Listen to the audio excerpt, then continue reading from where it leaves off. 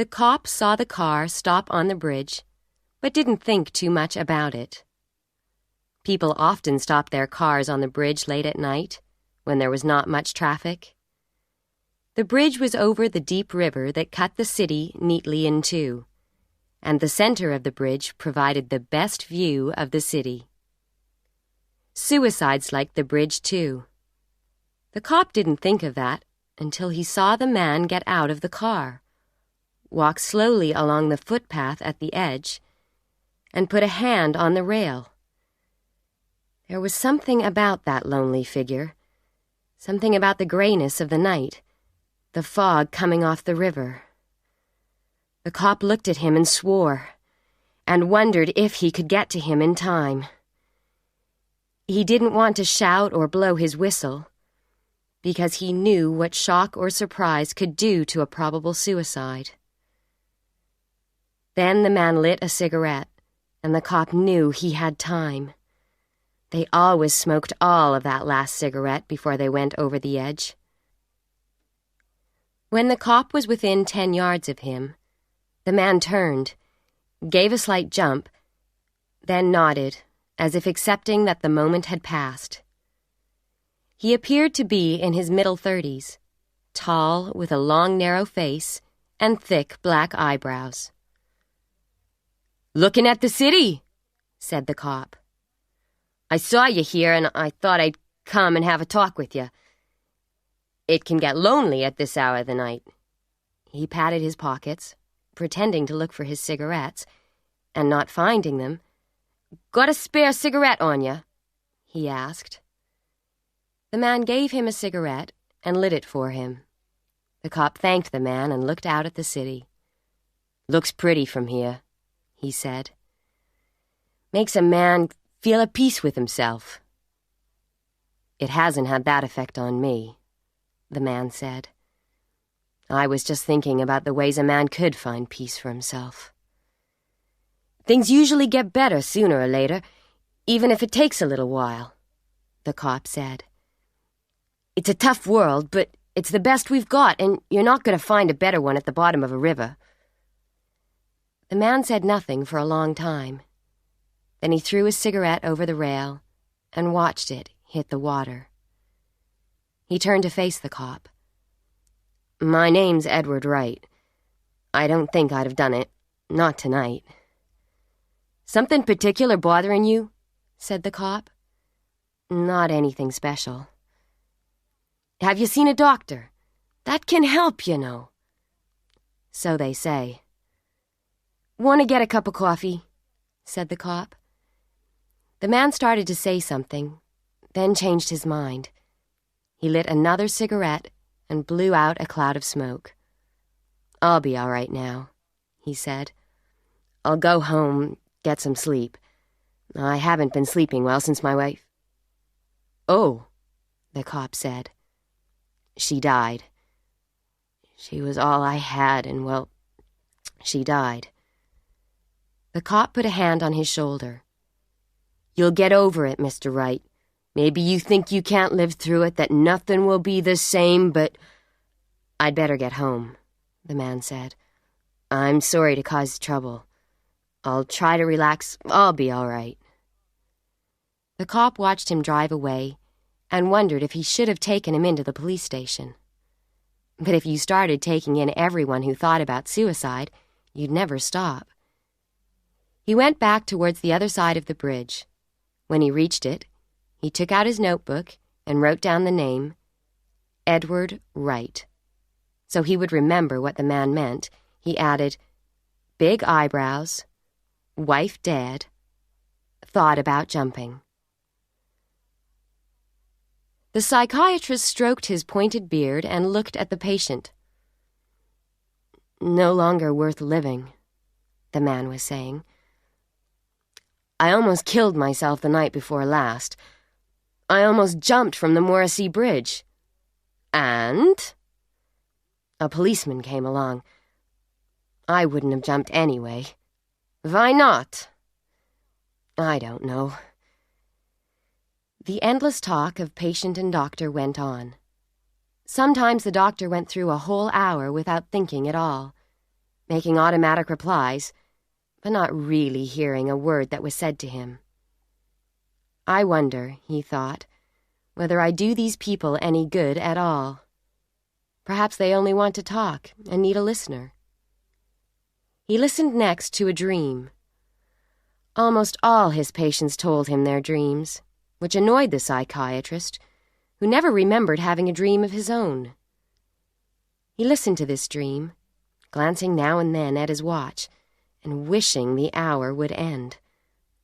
The dream, he knew, indicated a decreasing wish to live, a development of the death wish, and a desire for suicide that was prevented only by fear. But for how long?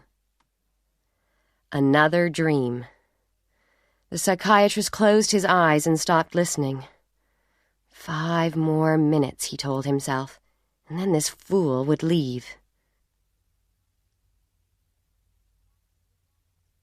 The doctor looked at the man, saw the heavy eyebrows, the expression of guilt and fear. "I have to have my stomach pumped, doctor," the man said. "Can you do it here, or do we have to go to a hospital?" "What's the matter with you?" "Pills. Sleeping pills? How many did you take?" 20, said the man. 10 can kill you, said the doctor. How long ago did you take them? Half an hour. No, maybe 20 minutes. And then you decided not to act like a fool, yes? 20 minutes. Why wait this long? I tried to make myself sick. Couldn't do it. Well, we'll try the stomach pump, the doctor said. It was very unpleasant. But finally the doctor said, You'll live. Thank you, doctor. Don't thank me. I'll have to report this. I wish you wouldn't. I'm under a psychiatrist's care. It was more an accident than anything else, really. The doctor raised his eyebrows. 20 pills?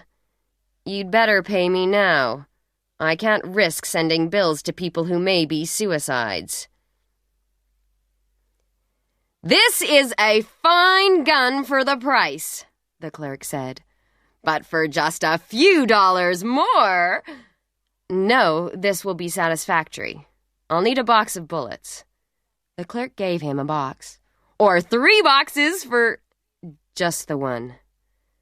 The shopkeeper opened a book.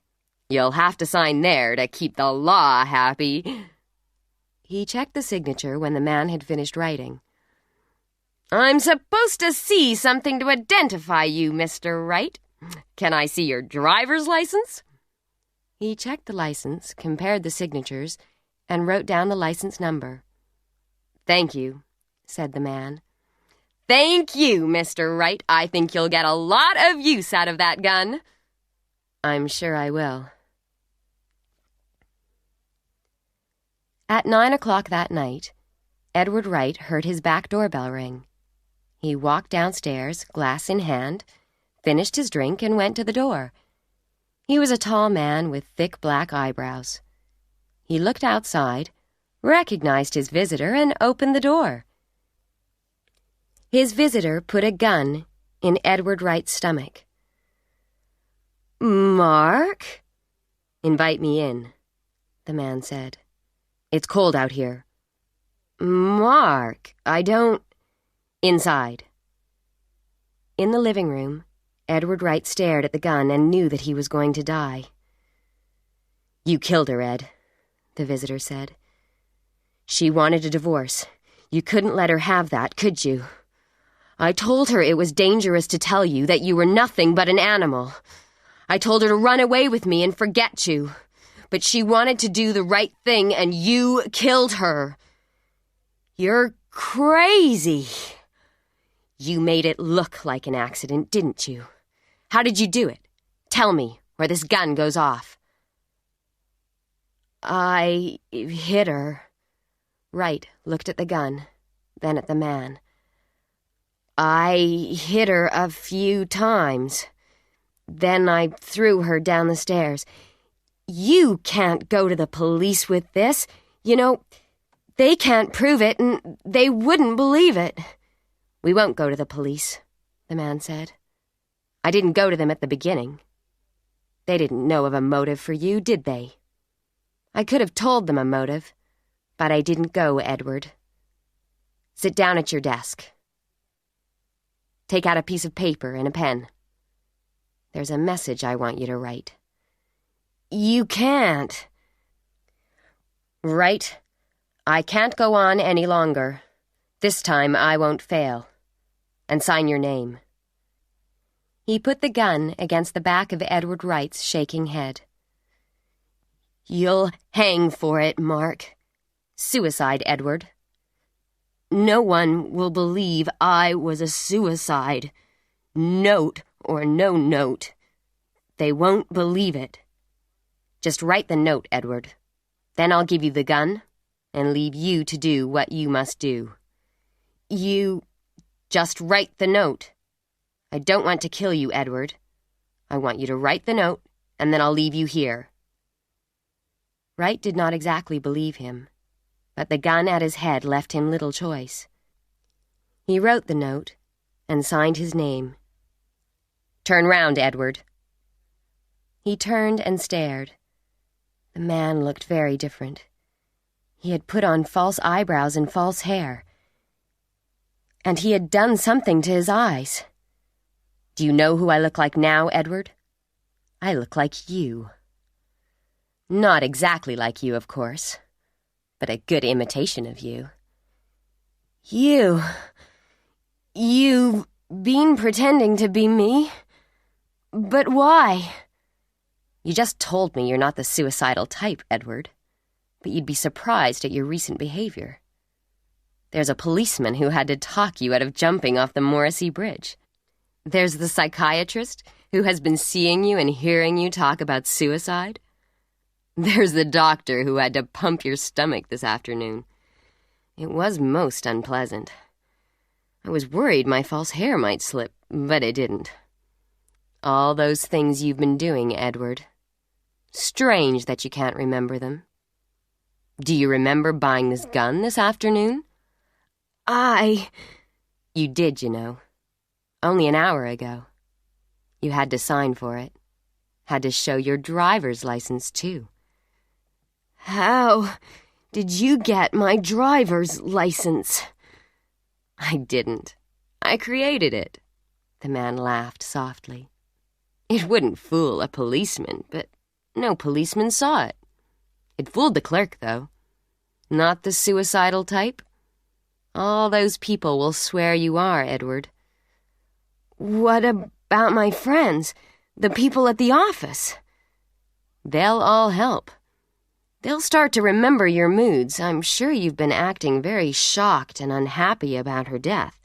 You had to play the part, didn't you? You should never have killed her, Edward. I loved her, even if you didn't. You should have let her go, Edward. Wright was shaking with fear. You said you weren't going to murder me. You were going to leave me with the gun. Don't believe everything you hear, the man said, and very quickly he pushed the gun into Wright's mouth and shot him. Afterwards, he arranged things neatly, wiped his own fingerprints from the gun, and put Wright's fingerprints on it. He left the note on top of the desk, put the psychiatrist's business card into Wright's wallet, and the receipt for the gun into Wright's pocket. You shouldn't have killed her, he said to Wright's dead body. Then, smiling privately, he went out of the back door and walked off into the night.